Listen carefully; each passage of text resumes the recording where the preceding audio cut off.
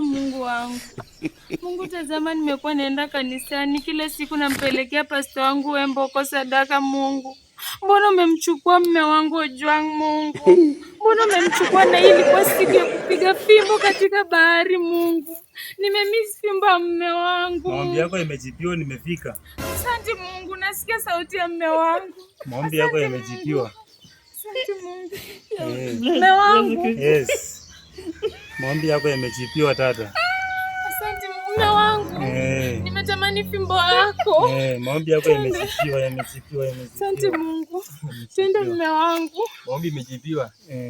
Pastor, karibu. Nimekuwa nikimwomba Mungu, nilikuwa nimetamani fimbo ya mume wangu. Na ndio huyu na mavazi yake tu jinsi alivyokufa. Wewe ni kama ni wangu. Wangu sasa ametoka mimi.